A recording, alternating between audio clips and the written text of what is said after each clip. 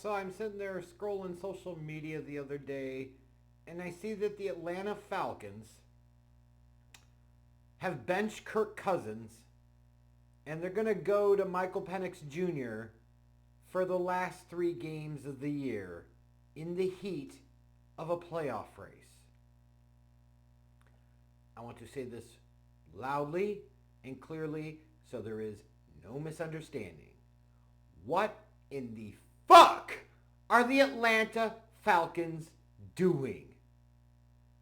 To me, that's been kind of a common theme throughout 2024. And it all starts with the pursuit and signing of Kirk Cousins in free agency. I understand the thought process maybe that was there for the Falcons front office was you knew the team really needed a quarterback. And while Kirk Cousins is an elite, he's certainly not that. He's not a game-changing type of guy. You could, in theory, do a lot worse than him. He comes in and he'll give you credibility, even though he's in his mid-30s and he's coming off of a freaking Achilles injury, whatever, right? So they sit there and they back up the Brinks truck for him and give him 185 million over 4 years with a bunch of guaranteed money. I get it in a sense of Atlanta lost out when they tried to trade for Deshaun Watson, one of those good things that didn't happen type of things, right? And then, they end up trading away Matt Ryan. They go through a couple of years of not really going anywhere. So they want to feel some type of stability and certainty at the position, have some type of credibility there, especially for a team that had invested multiple high picks in the first round in the previous few years on offensive skill players such as Kyle Pitts and Drake London and Bijan Robinson. It doesn't make sense to have your quarterback be somebody like a Desmond Ritter. It just doesn't. So I get that, right? So maybe the Falcons also thought, we're not so sure we're going to draft a quarterback 8th overall. We're not sure one's going to, be worth that position in the draft, that selection in the draft. Okay, all of that. So that's one thing, though. But then a few months later, as much as you might want to question that Cousins signing and say, do the Falcons really know what the fuck they're doing? Washington let him go for a reason. Minnesota ain't exactly sad to see him go. Why? So often it's that important question that teams and sports don't ask enough of. Why? But they turn around soon after and they draft Michael Penix Jr. with the 8th overall pick. What in the actual fuck are you doing? Who does this shit? And what that suggests is this is a front office that going into the past offseason didn't have a clear vision for what the fuck they were going to do. They panicked and went and signed Kirk Cousins. And then they went through the draft process and must have really become smitten with Michael Penix Jr. And instead of having the foresight ahead of time to say, with the 8th overall pick, you could have 5 or 6 quarterbacks going round 1 and it ended up being 6 within the first 12 picks. We'll be in position probably to take one of them. They panic signed for Cousins, backed up the Brinks truck for him, but then realized, we don't want to let Penix go, so we're going to take him and let him sit and learn behind Kirk Cousins. That just points to a front office that doesn't know what the fuck they're doing and who works there as part of that front office in Atlanta. Ryan Pace, go figure, right? But, we've talked ad nauseum about that, right? Lots of criticism there. I certainly had my piece to say about it because it was really stupid. And when you've got the general manager and the head coach of the Falcons talking about following the Green Bay quarterback model, no, you're fucking not. Don't cite the model when you don't understand clearly what the model fucking is. The Packers will sit there and take towards the bottom of round 1 a 21-year-old quarterback that will sit for 3 years behind a future first ballot Hall of Famer. See drafting Aaron Rodgers in 2005 to sit behind Brett Favre. C, drafting Jordan Love out of Utah State in 2020 to sit behind Aaron Rodgers. Drafting Michael Penix Jr. at age 23, and by like the beginning of May, he was already 24, to sit behind mid-30s Kirk Cousins is not the fucking Green Bay model. It just fucking isn't.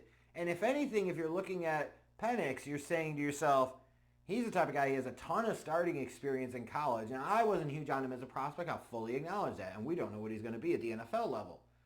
However, he's not the type of guy that you draft with the age combined with the experience and you sit him on the bench for 3 fucking years. If you're going to draft him that high. You draft a guy like him that high because you think he's a plug-and-play guy from day one. So this whole fucking thing is stupid. But nonetheless, the Falcons do it, and they're going to stick to their plan.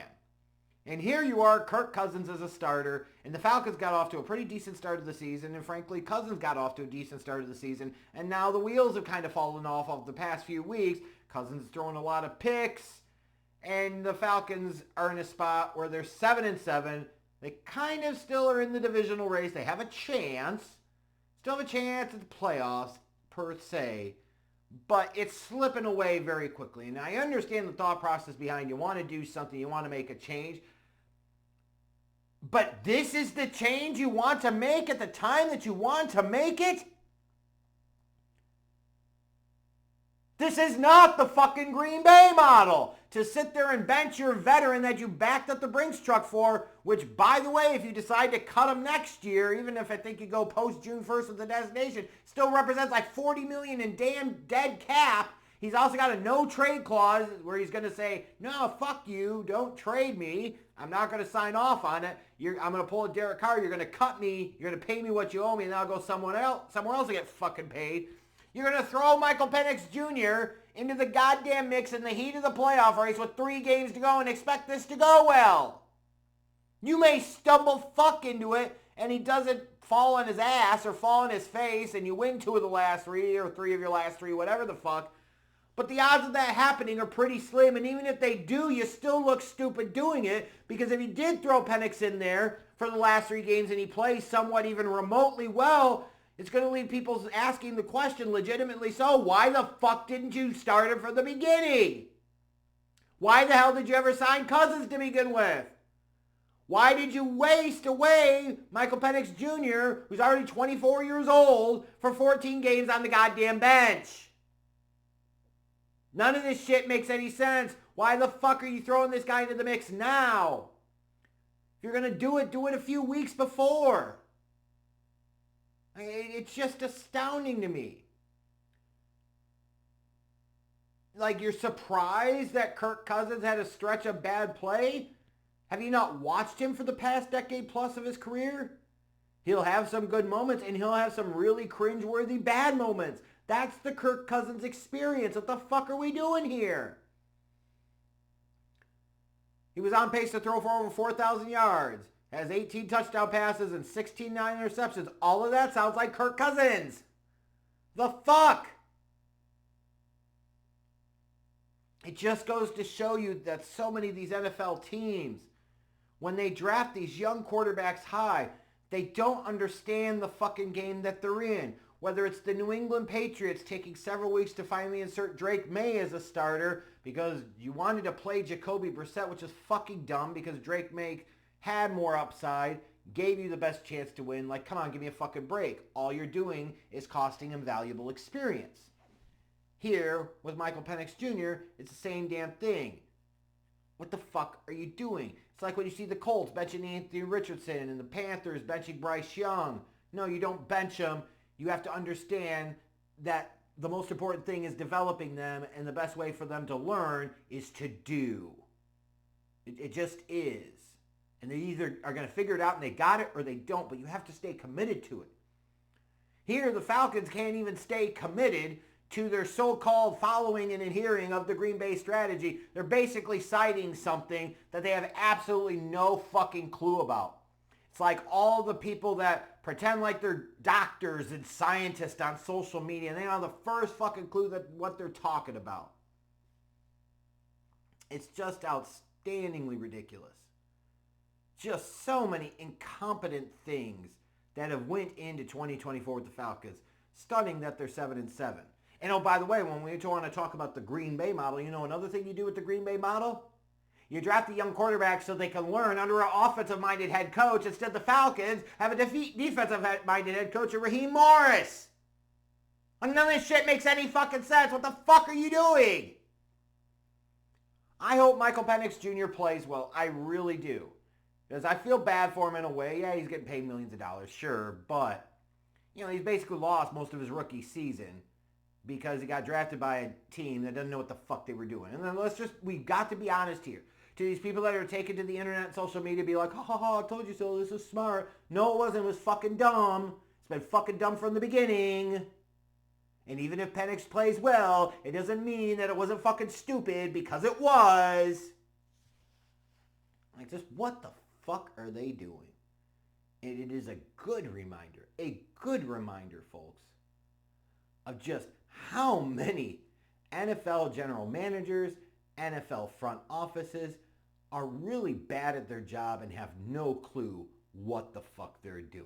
To take a rookie quarterback and throw him in with 3 games left is just astoundingly stupid, period.